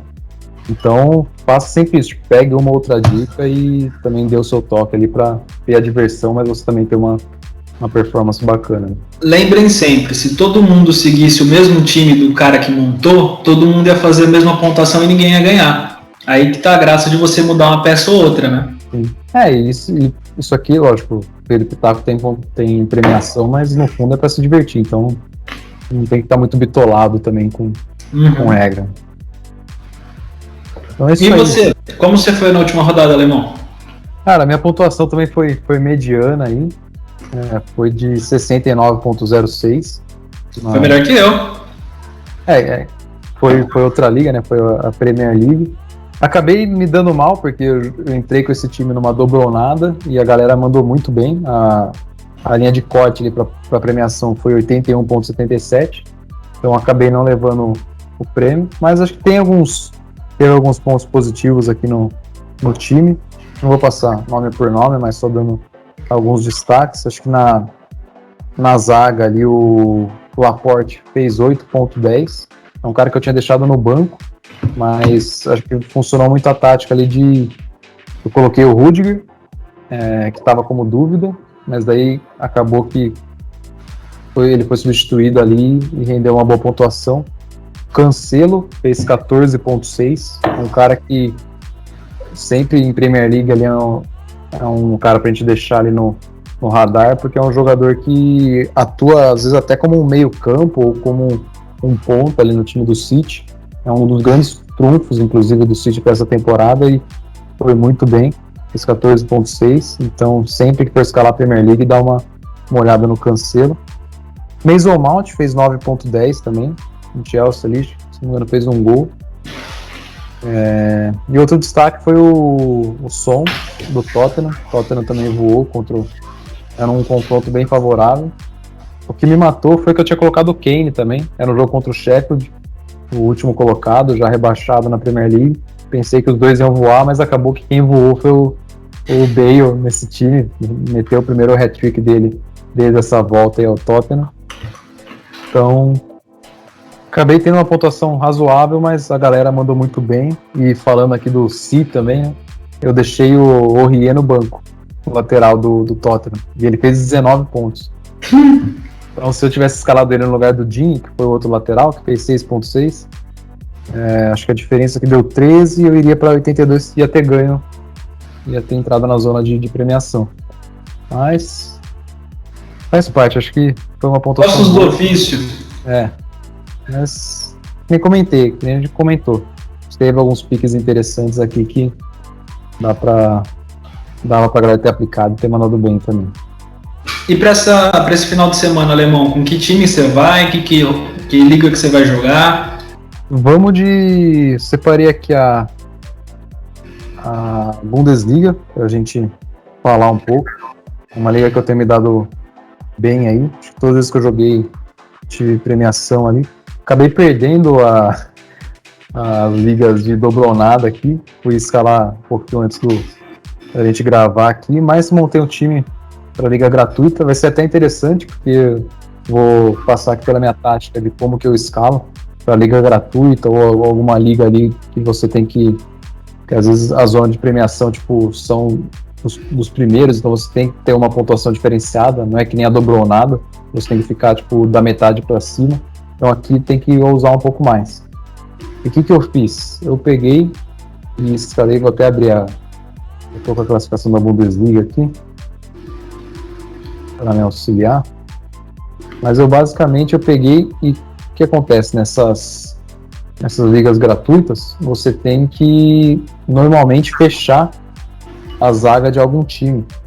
Porque se você conseguir ter o prêmio ali do saldo de gols, já são tipo 25 pontos só com isso. Então normalmente é um diferencial. Então eu peguei e fui ousado também. Peguei e fechei basicamente a zaga do Borussia Dortmund. É um jogo complicado, é em casa contra o Leipzig, que é o segundo colocado da liga. Só que o Leipzig não vem numa situação tão boa. Ganhou o último jogo, mas vem aí nos últimos 5 jogos ganhou apenas 2. Então, para um time que está brigando por título, tem sido um desempenho tanto quanto decepcionante nessas últimas rodadas. Deixou o Bayern desgarrar ali. Então, eu acho que o Borussia vem numa crescente. O Borussia ganhou os últimos 4 jogos. E tem um time que eu gosto bastante. Então, eu acho que vai dar bom aí pro Borussia. E com isso, eu investi ali em praticamente toda a zaga do Borussia. Como não tem nenhum... Tem só Rafael Guerreiro de lateral no Fantasy, acabei tendo que colocar um lateral de uma outra equipe para completar a zaga. Coloquei o Jonas Hector do Colônia. É um cara... O Colônia não está numa situação tão boa, apesar de ter vencido as últimas 2 partidas, está no penúltimo lugar da Bundesliga, mas o Jonas Hector é um ponto fora da curva nesse time. É um cara formado na categoria de base, fez toda a carreira lá, e mesmo jogando no Colônia, que às vezes até caiu para a segunda divisão da Bundesliga, ele é presença constante na seleção alemã e sempre está jogando muito bem. No último jogo contra o Leipzig fez 2 gols, então assim, é um lateral muito bom, tem uma média muito boa no game e tem um comportamento que eu gosto bastante também em Fantasy, que é o cara, mesmo quando não faz gol ou assistência, vai muito bem por finalizar e roubar bastante bola. Então é um cara interessante aí e completa a minha zaga. Indo pro meio, daí no meio eu já fui mais tradicional para às vezes não deixar a galera desgarrar tanto também. Peguei o Philipp Kostic do Eintracht Frankfurt. O Eintracht Frankfurt é um time que tem crescido muito no contexto alemão nos últimos anos e está fazendo uma campanha interessante esse ano. Está em 4º lugar, até na frente do Borussia. Ganhou 3 nos últimos 5 jogos. E o Kostic também é um cara que tem uma pontuação muito constante. Tem bastante design, interceptação. Tem alguns jogos que finaliza também bastante. Então é um cara bem constante para colocar no game. Daí fui com o Goretzka, que é o meia com melhor média aí no game, para a Bundesliga. E o Bayern tem um confronto bem favorável. Vou pegar aqui contra quem que é. Sei que é em casa contra o Mönchengladbach. O Mönchengladbach tem feito uma campanha ali de meio de tabela. Esse ano está em 7º lugar. Então, e o Goretzka é um cara que eu gosto muito, cara. É um meia completo, box to box, que então, um ponto que a gente comentou no vídeo passado. Então, ele pode ajudar tanto quanto com gols, quanto com roubadas de bola também. E para fechar o meio campo, coloquei o Maximilian Arnold do Wolfsburg. O Wolfsburg com uma campanha também impressionante nessa temporada, está em 3º lugar ali. E o Arnold é o cara das bolas paradas. É um outro Arnold! Hey Arnold! É um cara que eu gosto bastante. Eu gosto também disso, de ter um cara de bola parada no time, porque aumenta muito a chance de ele dar uma assistência, de fazer um gol. Então, esses caras, os bons das bolas paradas dos times, eu realmente gosto de escalar também. Indo para o ataque, tive 2 escolhas ali que são praticamente certas em toda a rodada da Bundesliga. Uma é Lewandowski, que está aí para conquistar mais um título com o Bayern, está para bater recorde de gols em uma mesma temporada de Bundesliga. Acho que ele está com 39 e o recorde são 41 gols. Faltam 3 jogos. Então acho que ele deve estar bem motivado aí para bater esse recorde e tentar fazer um bom restinho de temporada para tentar manter o prêmio de melhor do mundo também. O outro é o Erling Haaland, famoso Haalandinho. Tá deitando aí mais uma temporada espetacular. Parece você, Lemão. Só porque é branco e loiro, parece eu. Não, mesma cara, ué. Mas é um cara também que não dá pra deixar de fora. O Borussia é um time que a gente tá apostando aqui nessa rodada e faço certeza que ele vai guardar um ou outro. Daí, aqui entra uma estratégia de banco de reservas, né? O que eu fiz? Como faltou cartoleta. Cartoleta não. Cartoleta? Tá misturando? Então, sempre falo cartoleta. Pitaquetas ou pitacos, enfim, não sei qual que é a unidade de... Também não sei, tô brincando. Aqui do... É pitacos. Acabei de ver aqui, pitacos. Então, o que eu fiz? Eu peguei um jogador que estava em dúvida, ali do Freiburg, o Roland Salai. Tem até uma média boa ali, mas a minha estratégia é que ele não comece jogando para que entre o reserva. E daí, no banco de reservas eu tinha mais dinheiro, daí coloquei o André Silva, do Eintracht Frankfurt. O Eintracht é um time que a gente já comentou aqui, tá mandando bem. O André Silva tem sido um dos destaques desse time aí, fazendo bastante gol. Então espero que o Roland Salai não comece jogando, e para entrar o André Silva aí, que é o cara que realmente eu confio para essa rodada. Daí, comentando um pouco do banco de reservas, pra lateral eu coloquei o Alphonso Davies, do Bayern, já comentei. Joga muita bola. Lateralzaço também, talvez o principal lateral esquerdo do mundo hoje. E pra zaga eu coloquei o Maxence Lacroix, do Wolfsburg. Wolfsburg também é um favorito para essa rodada. E para reserva do meio eu coloquei o Kimmich, do Bayern também. E o Bayern também é um favorito, e o Kimmich é um dos principais meia também, em termos de média, do Rei do Pitaco. E deixei sem goleiro no banco para conseguir usar mais pitacos aí para conseguir colocar melhores jogadores no banco. E foi isso. E o treinador, quem que você colocou? Boa, teve o treinador. Daí, nessa estratégia de apostar mais no time, também fui com o treinador do Borussia, o Edin Terzic. Não sei se é essa pronúncia existe. Não sei. Mas como... Alemão não é comigo. Alemão é com você, não é comigo. Então. Mas daí fui com ele também, mais nessa estratégia de apostar bastante no Borussia. Se o time for bem, tem chance de a gente conseguir uma premiação. O meu time alemão dessa rodada eu fiz em cima da série da Liga A-Team Saúde, o campeonato italiano. E o meu goleiro, ele é um cara que vai jogar fora de casa, mas ele vai jogar fora de casa com um time que não tá livre do rebaixamento, mas também tá em meio de tabela, que é o Genoa. Vai jogar em casa contra o Sassuolo, e o Sassuolo ele tá em 8º lugar, tá de certa forma ali brigando por posições melhores com times que eu acredito que tem um orçamento melhor, como Roma, Lazio, Napoli. O Napoli tá um pouco distante até, mais Roma e a Lazio. E o meu goleiro é o Andrea Consigli, do Sassuolo. Ele vai jogar fora de casa e ele tem uma média melhor fora de casa do que jogando em casa. Foi a minha escolha pro gol. Para minha zaga, eu escolhi 2 jogadores, um que está tendo um destaque muito grande, que inclusive já é campeão, e é um zagueiro que é muito seguro, está sendo pretendido por outros gigantes da Europa, que é o Skriniar, da Internazionale. Ele vai jogar contra a Sampdoria, no Giuseppe Meazza ou no San Siro, depende de quem joga, é outro nome, né? Mas é o mesmo estádio. E ele vai jogar em casa, e foi a minha opção para a zaga. É um dos melhores zagueiros, uma das melhores médias também do Rei do Pitaco. E é um cara que eu gosto de ver jogar. Eu assisti alguns jogos da Inter nessa temporada, e é um cara seguro, é um cara que me passou, não tranquilidade, porque eu não sou torcedor da Inter. Tô a camisa do Milan, inclusive. Mas é um cara que eu gosto de ver jogar. E outros... Acho que todas as rodadas que eu escalei do italiano, sempre coloquei ele no meu time, cara. O cara é bom pra caramba. Não vou deixar de fora. E o outro zagueiro eu coloquei um brasileiro.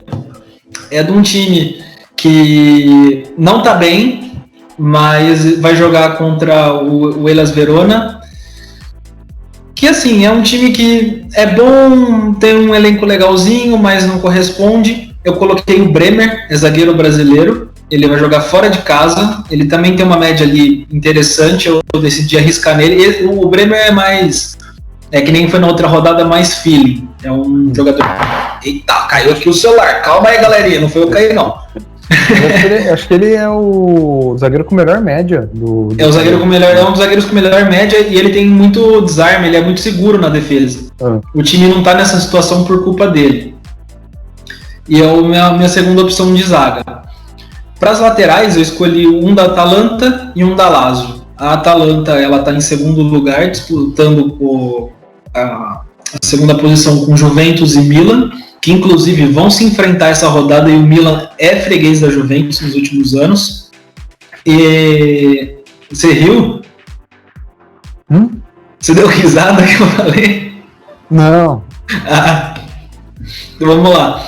A Atalanta, ela vai jogar contra o Parma, que eu gosto do Parma, mas ele está na penúltima colocação. Praticamente, se já não está praticamente rebaixado, porque ele tem que tirar 12 pontos de diferença. Está no 30º, foi 34 rodadas, são 38, se eu não me engano. Então, em 4 jogos ele tem que tirar 12 pontos. É praticamente, para não falar impossível, tem que ganhar muito difícil. E todos acima dele perderem todos. O Benevento e o Cagliari perderem todos. E então é uma situação bem difícil. E o meu lateral da Atalanta é o Gosens. Ele é um das melhores médias que tem no Rei do Pitaco. E ele também é um bom jogador. Se eu não me engano, ele foi contratado essa temporada pela Atalanta. Está correspondendo bem. Está sendo, inclusive, cobiçado por times do maior escalão no futebol europeu. E o outro é o Giovanni Di Lorenzo, do Napoli.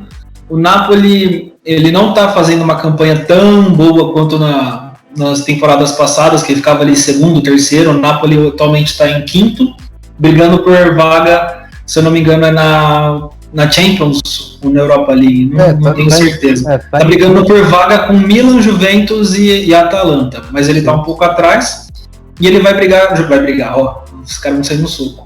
Vai jogar contra o Spezia, fora de casa, mas o Spezia também não pode cair ainda por conta dos resultados que o Benevento pode ter, mas é difícil também ter alguma aspiração de crescer na competição, apesar da diferença de pontos entre o Spezia, para você ter ideia, e a Udinese, que é a 11ª, e o Spezia, que é o 16º, a diferença de pontos é de apenas 7. Não, 7 não, 5 pontos. Então tem uma diferença pequena, mas é um time que não vai mais ter tanta ambição. É um time novo também na Série A, e se eu não me engano está subindo nessa temporada, subiu nessa temporada agora também. E o Giovanni Lorenzo é um jogador que eu gosto também, é um cara que eu acredito que vai fazer bastante ponto. Aí no meu meio campo eu tenho 3 jogadores, vocês estão vendo que eu estou seguindo totalmente diferente a estratégia que o Alemão falou, né? Ele colocou os caras tudo no mesmo time, eu coloquei um de cada time praticamente. Essa estratégia é melhor para dobronada, tem que ser nesse esquema. E no meu meio campo tem o Rodrigo De Paul, que é da Udinese. Ele, no último jogo, se não me engano, foi domingo contra a Juventus. Jogou muita bola, mas se não fosse o Cristiano Ronaldo, a Juventus não teria ganho. O Cristiano Ronaldo foi mais uma vez absurdo no jogo e virou o jogo contra a Udinese. Mas o Rodrigo é um jogador muito bom, muito promissor. Ele está sendo cobiçado também por times maiores na Europa. Se eu não me engano, já estão relacionando ele com o Chelsea numa transferência. E, se eu não me engano, também com a própria Juventus. É um jogador argentino, muito bom de bola, e vai jogar contra o Bologna, jogar em casa contra o Bologna. O Bologna, ele é um time que é meio de tabela também, não acredito que vá dificultar tanto a vida pro Rodrigo De Paul fazer uma pontuação legal. O outro é o Frank Kessié, que é o do Milan. Ele é um dos melhores meias do campeonato, começou bem questionado no Milan, mas está evoluindo bem, Kessié. E o único problema é que vai jogar contra a Juventus, no Juventus Stadium, jogar fora de casa. Recentemente o Milan tem sido bem freguês da Juventus. Então, essa aí no caso é mais uma aposta pela qualidade do jogador do que pelo próprio jogo em si. Não sei se o Milan ganha, mas eu acredito que ele pode ter um bom desempenho, roubando bastante bola no meio campo, distribuindo passes, porque ele é uma peça central, então a bola vai rodar nele. E eu coloquei... Pênalti também, ele é o batedor de pênalti do time. Ele é o batedor de pênalti também. Mas a Juventus, pênalti contra a Juventus é difícil acontecer. Sim. E o outro meio-campo é o Milinkovic-Savic. Ele é da Lazio, é um cara até que quase foi pro Milan alguns anos atrás. Agora estão falando que ele vai, se eu não me engano, para a Juventus. Está sempre também no mercado. É um dos destaques da Lazio. Milinkovic-Savic, eu assisti ele jogar pela primeira vez, alemão, foi uma Copa do Mundo Sub-20, se eu não me engano, que o Brasil tinha o Gabriel Jesus ainda, e foi para a final contra a Sérvia. Até o Danilo Barbosa, que veio para o Palmeiras, ele estava naquele time, e a final foi contra a Sérvia, e o Milinkovic-Savic jogou. Foi a primeira vez que eu vi esse cara, e aí quando eu vi ele no videogame, ele já era bom pra caramba no videogame já. Então eu comecei a assistir os jogos da Lazio, e o cara tem um destaque bem interessante, é a peça fundamental no time da Lazio, e vai jogar contra a Fiorentina, que é um time que tem uma tradição, é um time bom, mas tá brigando em meio de tabela, até brigando para não cair, se você for pegar a pontuação, só 4 pontos para a zona de rebaixamento. Então tem uma certa... E a Lazio está brigando para classificar em competição europeia, então tem uma certa discrepância entre os dois times, e o Milinkovic-Savic faz parte dessa qualidade que o elenco da Lazio tem. E o meu ataque... completo também, né, cara? Ele é muito completo. Ele é capitão da Lazio, se eu não me engano, né? É um cara que eu gosto bastante até de jogar no videogame, como de ver jogar também. E o meu trio de ataque tem 2 que não podem faltar, que é o Cristiano Ronaldo, indiscutível. O cara só tem 26 gols na temporada... Na temporada não, no campeonato italiano. É um número bem alto. Se a gente for comparar ainda que o Cristiano Ronaldo ele tá com 35 anos, é um cara que continua fazendo gol, continua rendendo, continua tendo um peso enorme, mesmo na Juventus sendo um time sofrido esse ano, não está sendo a Juventus que a gente via nos anos anteriores. Muita gente está jogando a culpa no Pirlo como treinador, mas até pode ser parte do Pirlo, mas talvez a Juventus esteja passando por alguma reformulação interna, alguma coisa que esteja impactando contratações, alguma coisa nesse sentido. Tanto que o Cristiano Ronaldo está querendo sair, e não é normal ele querer sair de um time tão rápido. E o outro cara é até brincadeira você falar num time do campeonato italiano e não colocar ele na escalação, que é o Lukaku. O Lukaku, ele é o atacante do momento junto com o Lewandowski. Não tem um centroavante hoje no futebol mundial que eu enxergue que me lembra tanto o Adriano Imperador e o Ronaldo quanto o Lukaku me lembra esses dois. Até eu não sei se você viu, Alemão, o Lukaku, ele é, não sei se ele é fluente, mas ele entende bem português. E ele postou uma foto do Adriano Imperador falando que queria ser igual ao Adriano e não sei o que, o Adriano comentou, começaram a trocar aquela figurinha. Mas o Lukaku é um jogador que me impressiona, a força física dele, a arrancada dele, a força do chute que ele tem, e ele é habilidoso, ele sabe se posicionar, é um cara que não poderia faltar no time. E um outro jogador que eu acho muito interessante, que eu já acompanho há bastante tempo, principalmente no videogame, a gente fala muito aqui dos jogadores europeus, até pouco tempo atrás não era tão comum a gente ter maior acesso a jogos europeus, então eu falo muito do que eu via em videogames e que eu comecei a acompanhar ao longo dos anos na TV, que é o Berardi, Domenico Berardi, é um atacante também do Sassuolo, que tem convocações para a seleção italiana, é um ótimo jogador e eu acredito que ele tem potencial de fazer gol. O Sassuolo, como eu já tinha adiantado, ele vai jogar contra o Genoa, que é o 13º colocado, então tem potencial de sair algum golzinho aí. O meu banco de reserva, eu dei como eu acabei gastando muito no meu time titular, e eu tive que dar uma repensada, porque eu não ia conseguir montar o banco de reserva inteiro se eu gastasse na mesma proporção. Eu coloquei o Mattia Perin, goleiro reserva, um contraponto ao Concili do Sassuolo. O Mattia Perin, ele é do Genoa, então se um jogar, o outro joga. Então eu pensei assim, se um não for bem, o outro vai. Trocando, o que acontecer é lucro.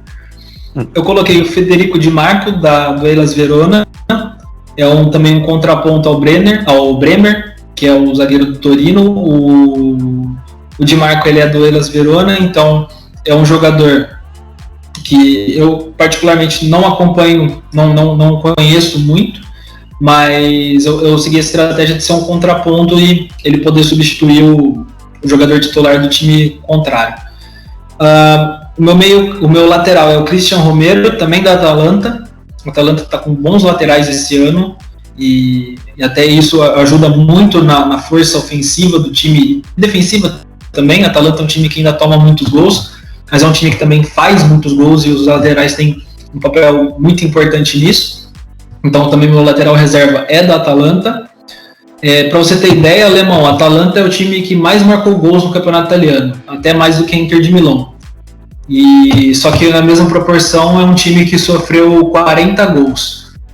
A Inter de Milão sofreu 29, a Juventus 31, o Milan sofreu 41. Aí o Milan é um time que está brigando também, que sofreu mais gols que a Atalanta. Mas é uma defesa muito, não muito vazada, mas é uma defesa que tem algum problema, mas é um ataque que marca muito e passa pelos laterais. Tem se tornado uma característica da Atalanta, né? Ano passado foi assim também. A Atalanta vai brigar cada vez mais pela ponta até a hora que conseguir um título, né? Aquela história da constância. Tá longe ainda, a gente sabe que o campeonato italiano tem gigantes, mas a Atalanta tá entre eles, tá jogando, tá brigando, tá em segundo lugar. O time, pela história, esse time tá em segundo lugar, conseguiu um segundo lugar no italiano, já é algo considerável. Já tá indo pra Champions de novo. Terceiro ano seguido.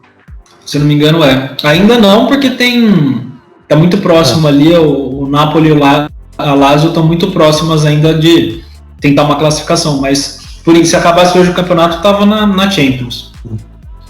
E o meu meio campo reserva é o Nandes. Provavelmente você lembra dele, ele jogou no Boca, é um volante uruguaio, já começou, se eu não me engano, no Penharol. É brigador. Tem estilo muito do Ramiro, do Corinthians. Do Ramiro, ia falar do Ramiro do Grêmio, ele não tá no Grêmio faz tempo já. Do Ramiro que tá no Corinthians, mas ele é um volante que ele dá mais qualidade no meio campo, ele é eu vejo muito no jeito dele jogar um Tietê, mas não o Tietê de hoje, o Tietê do Palmeiras, que ele se movimentava muito e dava muita qualidade pro meio campo dos times. O Tietê, uma vez eu fui assistir um jogo do Palmeiras aqui em Araraquara, era impressionante. Onde você olhava, o Tietê ele tava na jogada. Ele parecia que transportava e tava na bola sempre. Depois ele virou perninha, né? Daí... que nem o Fernando Diniz falou, mascaradinho, perninha, não rendeu, aí o Cuca pediu ele no Atlético. Até os torcedores do Atlético não estão contentes com o Tietê lá, não tá indo bem. Então tem que ver aí o que aconteceu. Mas eu tô falando do Tietê na época do Palmeiras, que ele ainda correspondia às expectativas, né, que tinha em cima dele. Então é um jogador que me lembra bastante aquele estilo que o Tietê tinha, que eu gosto. E o meu reserva para o ataque é um jogador que, se você for olhar o time dele, não anima, porque é o Nwankwo, ele joga no Crotone. O Crotone atualmente é o último colocado do campeonato italiano. Eles estão deixa eu ver aqui, 13 pontos, a 13 pontos do Benevento, que é o primeiro na zona de rebaixamento, a 14 do Cagliari, que é o primeiro fora. É rebaixado. Só que Oi? Já tá rebaixado, Já tá rebaixado, não tem como subir. Mas ele é um cara que ele tem uma média impressionante, assim. Ele tem 19 gols no campeonato italiano, e a média dele fora também é melhor do que a média dele em casa. Ele tem uma média de 6.09 fora. E ele vai jogar contra a Roma. A Roma é um time que tem seu mérito por ter jogado a semifinal de Europa League, mas quando você assiste um jogo da Roma, ela não encanta. É um time que parece que deu uma queda muito grande nas últimas temporadas em nível técnico do que está esse ano. E ele tendo esse potencial de marcar gols, eu não coloquei ele no time titular porque eu não acredito que ele consiga ter melhores resultados do que o Berardi, o Lukaku e o Cristiano Ronaldo. Mas foi uma aposta que eu pensei, vale a pena colocar ele no banco de reserva. E o meu treinador é o campeão já, o Conte. Ele é um cara que conseguiu fazer a Inter de Milão sair da fila. Não sei se tem muita gente que está jogando, como eu disse um pouco antes, a incompetência em cima da Juventus. Juventus não conseguiu ter um resultado bom. Mas eu acho que a Inter montou um time muito forte, um time muito estruturado. Trouxe jogadores importantes, jogadores que resolvem, e ao mesmo tempo os jogadores que ela já tinha, ela desenvolveu. Quem falava que a Inter conseguiria ser campeã algum tempo atrás, quando o Icardi saiu da Inter e foi pro PSG? O Icardi era a cabeça do time, era o destaque do time. Ficou uma coisa muito esquisita quando ele saiu. E hoje a Inter é campeã do campeonato italiano sem o Icardi. Então, o Conte conseguiu fazer esse time, dar uma organização para esse time, que me interessou bastante, e é por isso que ele é meu treinador dessa rodada do Rei do Pitaco na Liga Italiana. Também a Liga é gratuita, viu, galera? Esqueci de falar de novo. Acho que a saída do Icardi, acho que até deve ter melhorado o vestiário da Inter de Milão, porque os caras já ficam mais tranquilos, né? Não ficava com medo, né? Exato. Eu tô mais tranquilo com a esposa, né? E tem histórias aí de bastidores que... Bom, deixa quieto, não vou falar nada.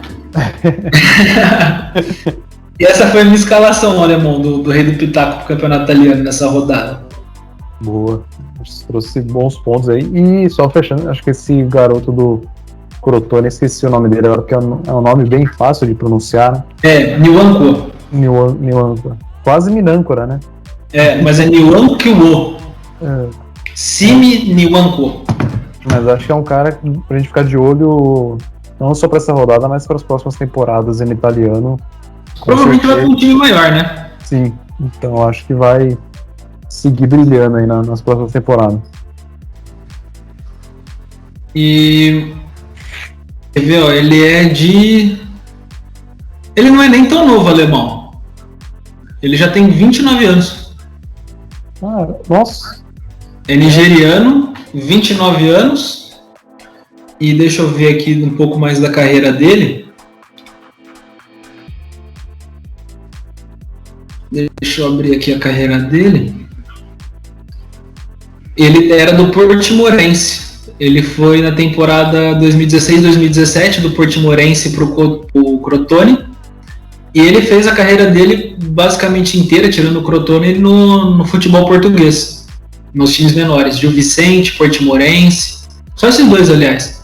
Gil Vicente e Portimonense.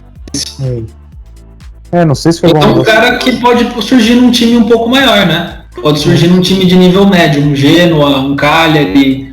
Um time que tem um poder aquisitivo, uma qualidade de elenco um pouco melhor e que dê alguma condição dele trabalhar, de fazer mais gols com um elenco mais qualificado, um Sassuolo, uma Sampdoria, a própria Atalanta, que gosta de contratar esses caras um pouco fora do radar. Ou às vezes até um retorno pro futebol português também. Pode ser, o Sporting vai ser campeão, o Sporting gosta de trazer jogadores desse estilo. Então, acho que é um cara que a gente vai seguir ouvindo falando dele aí, né?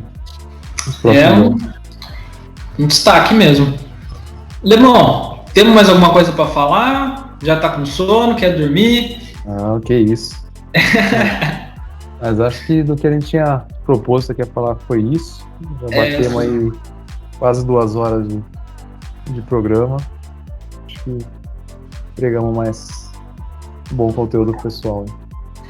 Isso aí, galerinha. Primeiro, antes da gente começar os agradecimentos, na verdade, antes de começar, entre aspas, a finalização, porque fica contraditório, eu gostaria de agradecer o nosso querido Arthur, produtor, que está fazendo um trabalho incrível aí pra gente, dando uma força. Ele é irmão do alemão e tá ajudando bastante a gente, então brigadão, Arthur. Você tá dando uma força muito grande pra gente nessa edição aí dos vídeos, tá ficando show de bola. E alemão. Se precisarem de edição de vídeo, pesquisem lá, tem o arroba dele no nosso Insta. Ele trabalha com impressão 3D também, já fazer um merchan aqui. Faz jabá. Exato. Vocês podem pegar os arrobas direitinho lá no Insta, mas o menino A gente vai pôr na descrição também do vídeo, a gente vai pôr na descrição o link para o perfil profissional do Arthur e além, claro, do link do nosso Instagram também para você seguir lá e acompanhar. Irmão, acho que é isso por hoje, né? Só deixar... A gente vai dar mais detalhes também durante a semana, aí, mas provavelmente a gente vai participar de uma entrevista numa rádio aí no meio da semana que vem. Então fiquem atentos aí nas nossas redes para ter mais detalhes. Aí sobre logo mais a gente vai divulgar aí. Estamos crescendo, molecada! Aos poucos a gente vai galgando o nosso espaço. O cara gosta de falar bonito até quando eu falo molecada, cara, estamos galgando o nosso espaço. Aqui a gente é uma mistura, né? É coach. Lemão é economista, eu sou publicitário, então... Tem hora que a gente mete uma gíria, tem hora que a gente usa o nosso destrinche, o nosso português aqui, então... Nossa! Esse é os amendoins. Esses são os amendoins. Esse é os amendoins, é bonito, hein? Esse é os amendoins. Mas aqui é imprevisibilidade, cara. É isso daí. Nós somos invendáveis, inegociáveis e imprestáveis. Exato. Já diria Vicente Matheus. Isso é saudoso. Então, acho que é isso, Lemão. Obrigadão aí por estar junto de novo com a gente não, né? Comigo, só tem eu aqui. Obrigadão aí pela parceria, por ter topado esse projeto de novo. De novo não. De novo eu tô agradecendo por você ter topado esse projeto.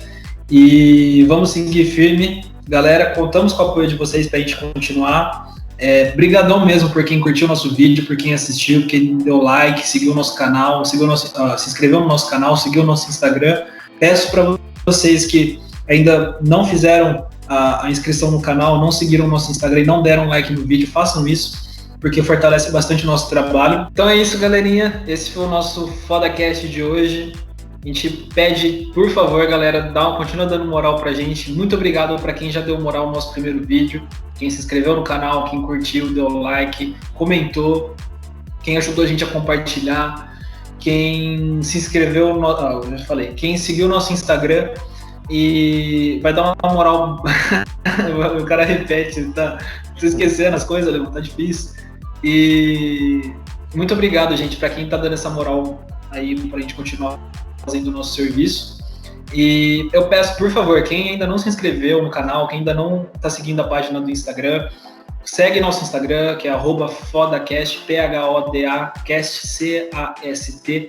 Segue a gente lá, a gente vai pôr o link também na descrição. Segue os Instagrams profissionais do Arthur. Ele tem um conteúdo bem legal também, o nosso produtor. Segue a gente se quiser no pessoal, mas acho que não precisa, porque a gente não tem nada a agregar. Então, galera, brigadão mesmo. Like, inscrição e segue a gente no Instagram. Beleza? Valeu, um beijo, um queijo a todos. Se cuidem. Até a próxima. Valeu, galera. Falou.